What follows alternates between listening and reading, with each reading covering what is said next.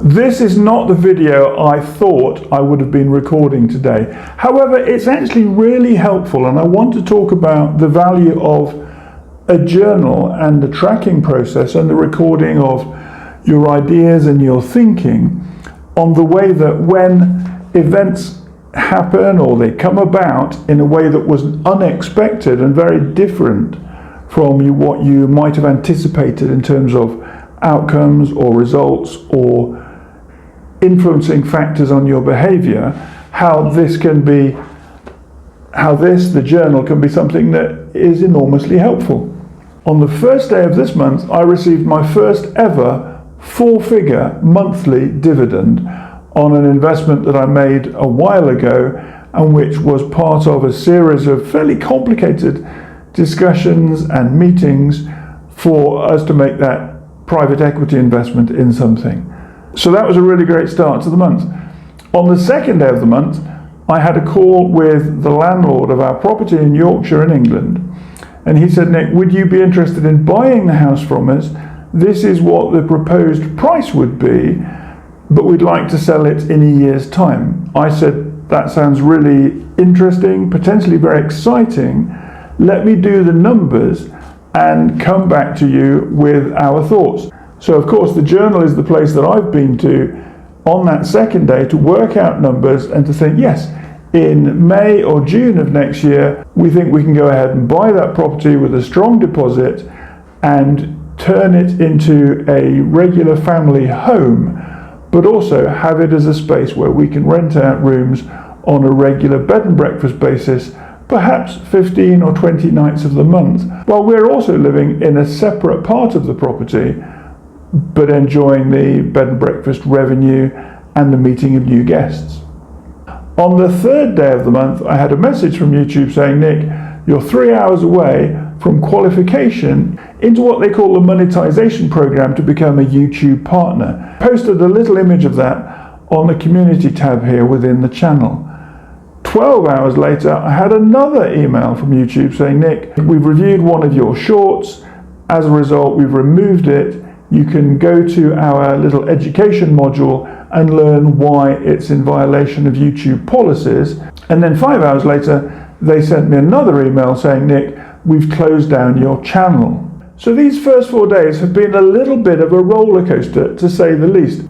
However, I think that using a journal has made it a good week overall, and I'll explain why. On the first of the month, when that new dividend income came in, my wife and I were not remotely surprised. We'd worked at it and discussed it over the course of the past year and have included it nicely into our planning activity in the journal, so we know what proportion is invested for the long term and what makes a contribution to regular household expenses. On the second topic of the house becoming available as an item that we can purchase, I spent a little bit of time working out ideas, looking at drawings, and then identifying a very simple, rough and ready cost per job to work on the renovation and the full repair of the house, so that it could become a steady and regular home for us, as well as having that second income source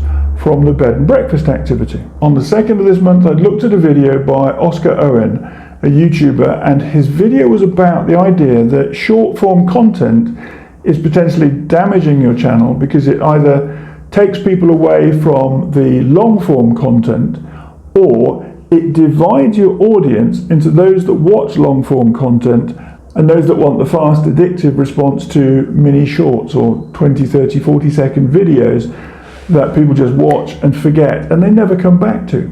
I thought that was a really interesting point, because on my larger channel, very different from this one, I have more than 1.5 million views, I have 1,500 videos and 2,500 subscribers, but it's not monetized and there is no real loyalty from that particular audience to the content that I put out.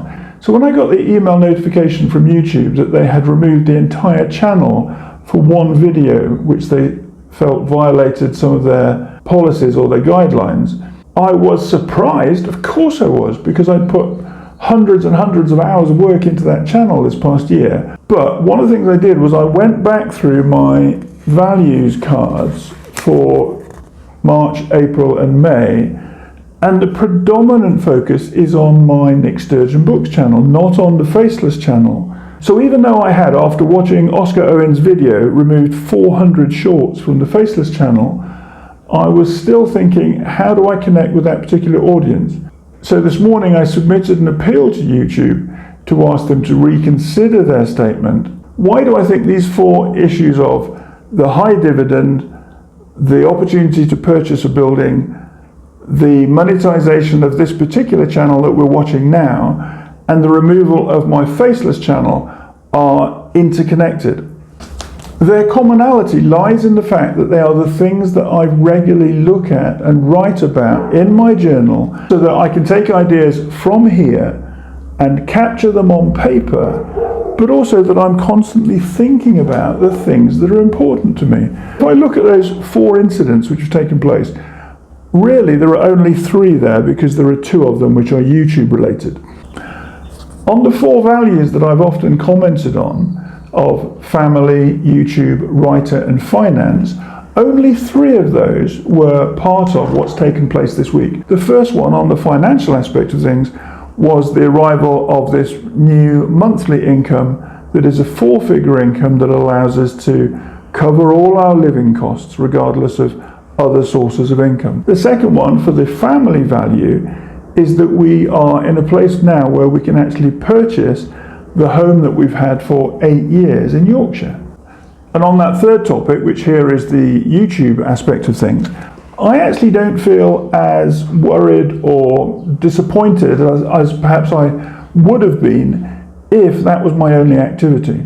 I've got 1 strong YouTube channel here, thanks to you and your support, has 1,700 subscribers. So have we had a few days of turmoil this first week of the month? The answer, of course, is yes. Getting our ideas from here through the pen onto paper and making sure that we are doing the things that are important to us in our life according to our value system.